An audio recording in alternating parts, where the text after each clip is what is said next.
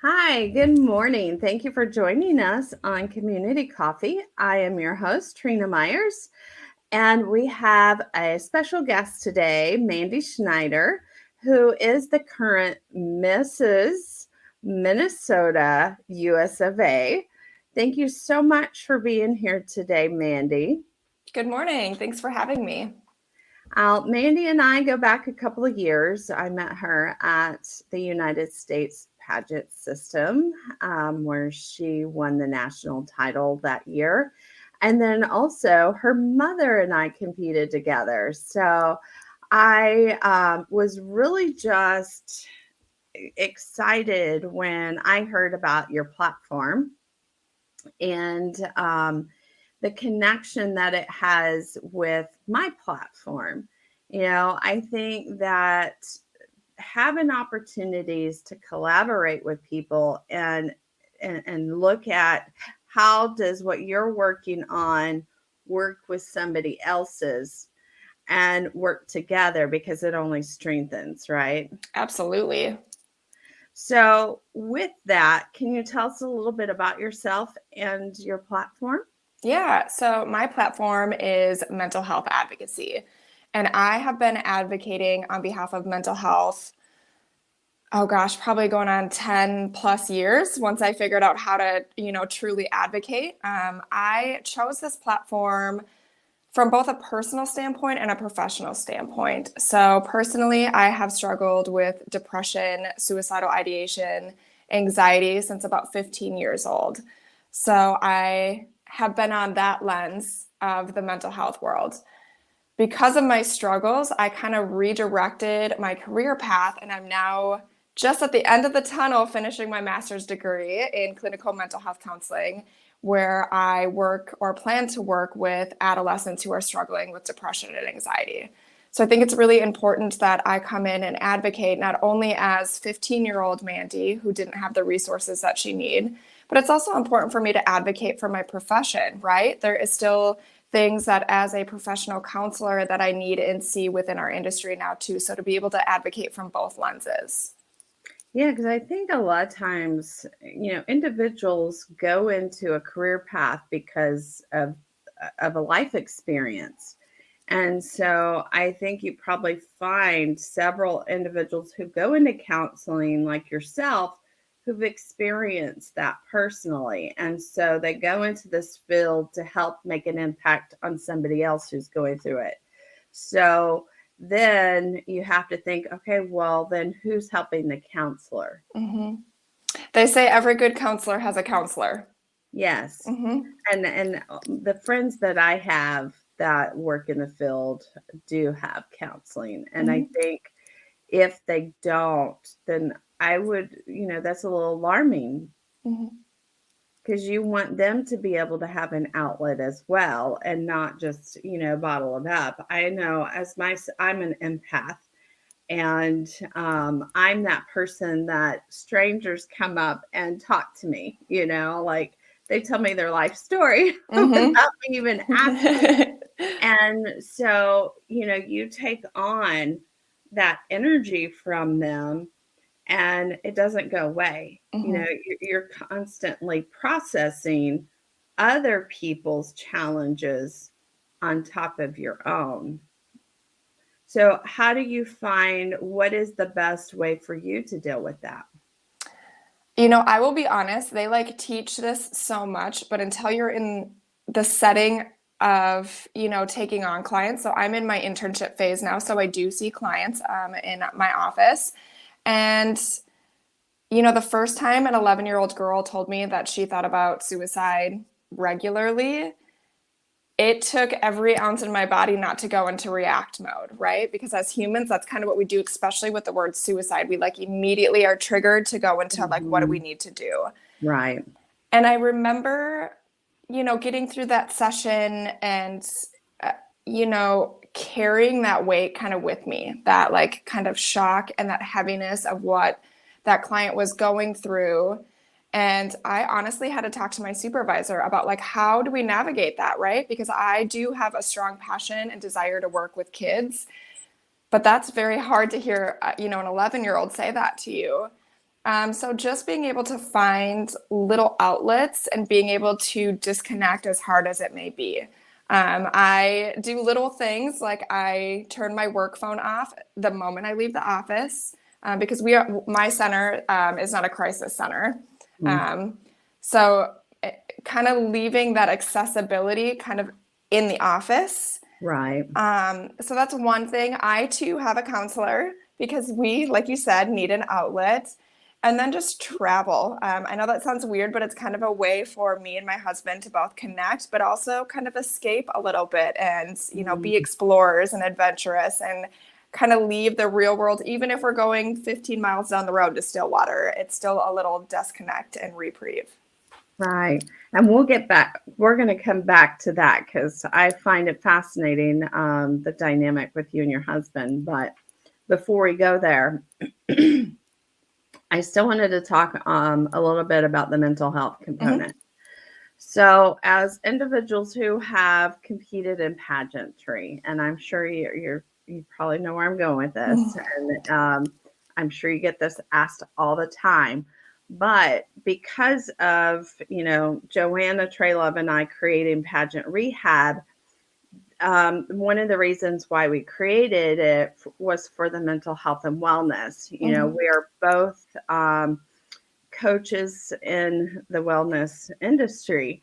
And so with we've seen several individuals who have committed or who have unalived themselves, I guess that's kind of the term right now, who were in pageantry.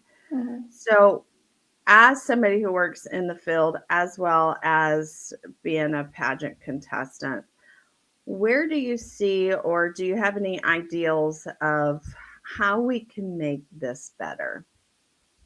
I think it's just being open and honest with communication. And because we're in the pageant world, we're so deeply affected by it. But I look at pageantry like athletes, right? Athletes are also feeling the same pressure. I have a lot of my kiddos that feel that pressure because they are, trying to do high school sports, and now high school sports have become so competitive.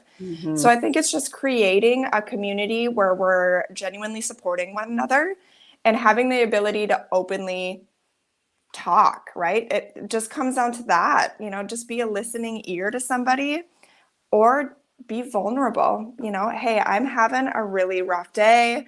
I'm really thinking about my body image today. Let's have those genuine conversations with other women because I guarantee they're probably feeling the same way.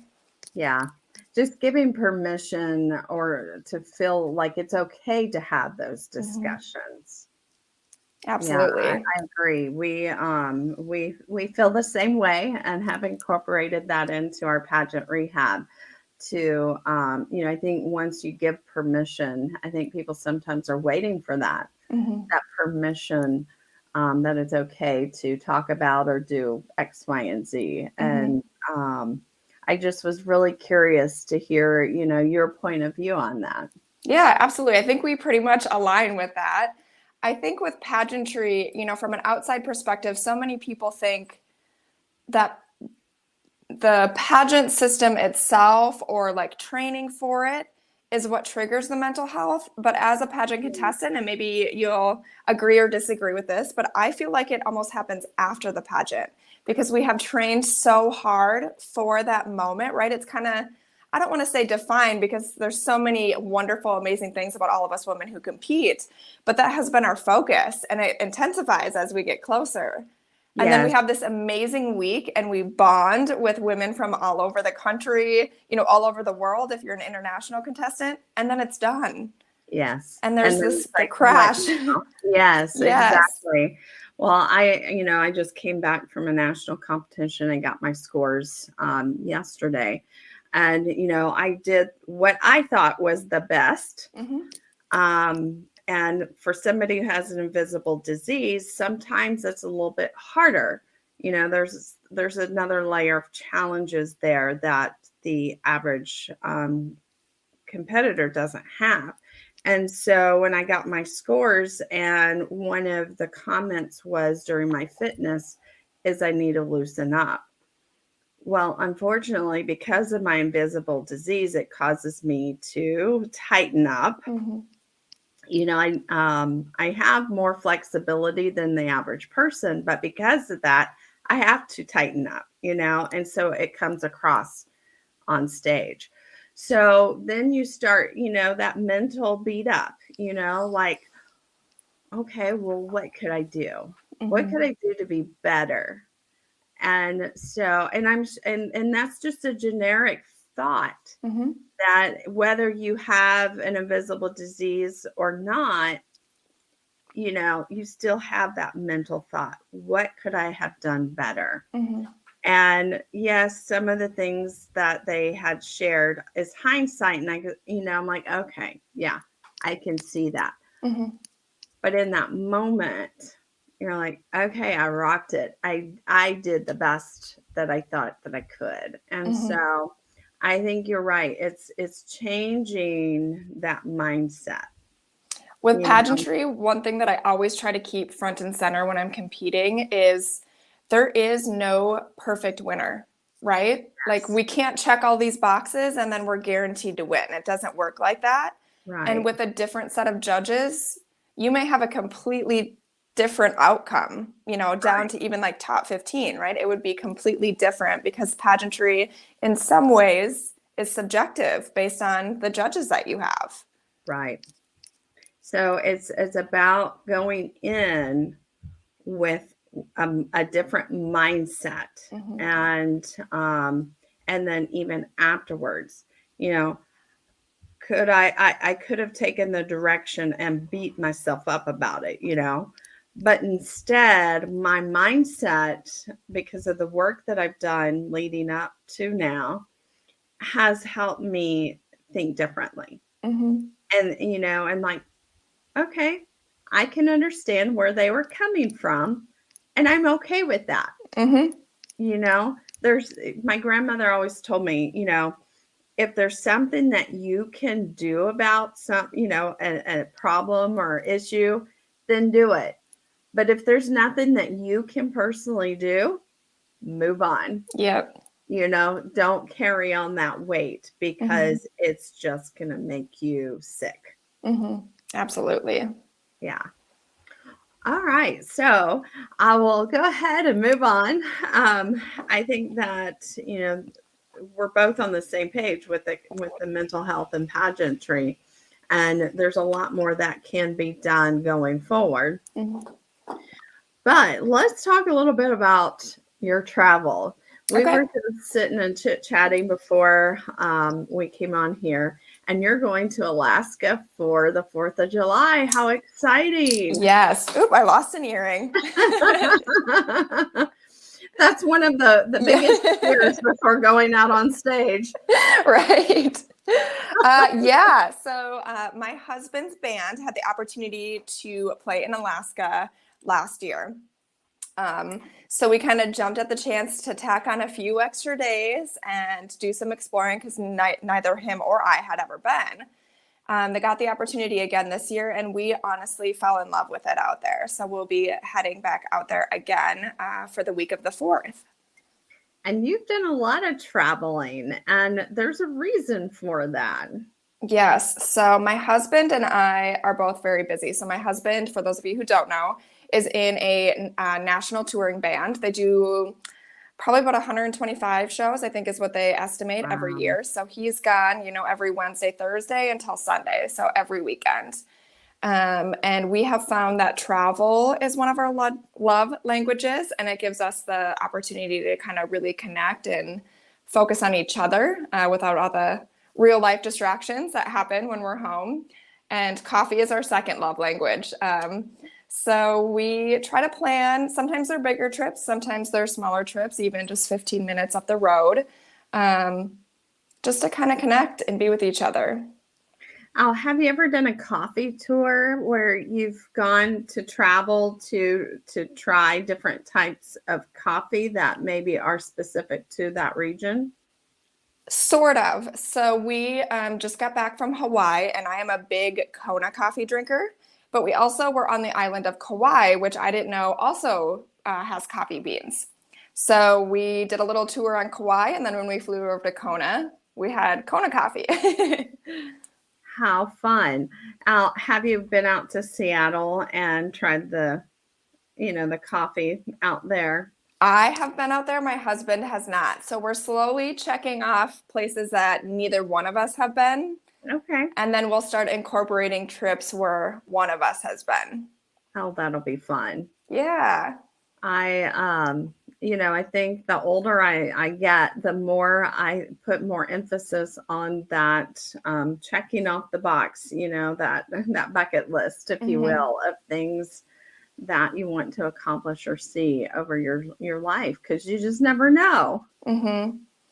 It's interesting because I'm juggling, a full-time job and my internship, and we, are trying to find ways to travel. And we've been very fortunate this summer that, we did Hawaii 2 months ago. Last month, we were able to take my stepson to Disney World and to the ocean for the first time, and then leaving for Alaska in a couple of weeks. And my boss at my internship site is like, wherever you end up, being a professional counselor, don't ever lose this, because this is part of you and it keeps you balanced. He's like, I just see it. So make sure wherever you go that you keep this. And to be that supported in a workplace, I think is so important.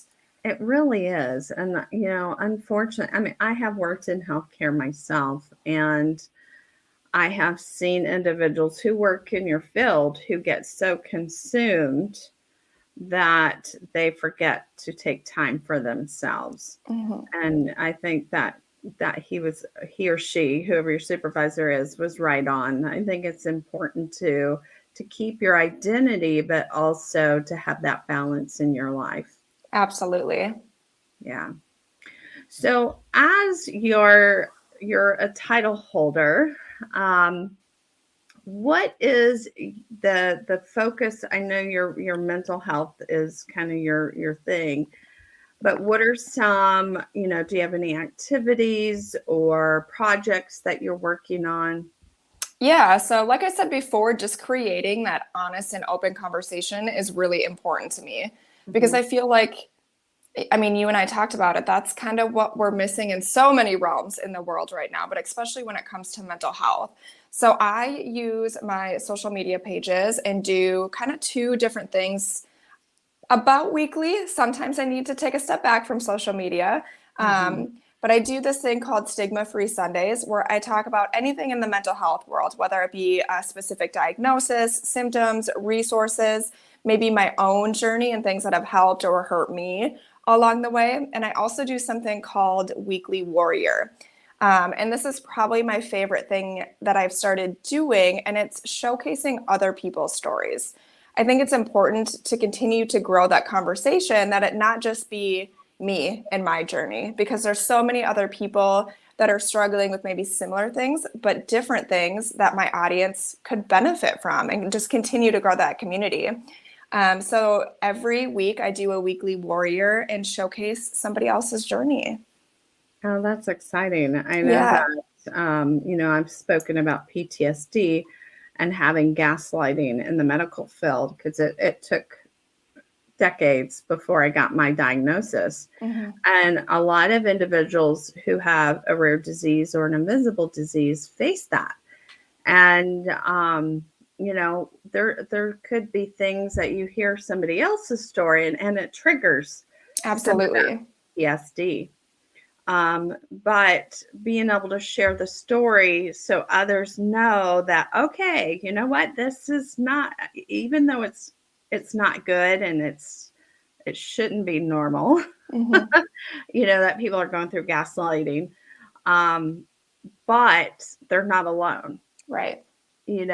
Because for the longest time, I thought it was me, and I started to think, okay, maybe it is all in my head, because I actually had a physician tell me that it was all psychosomatic.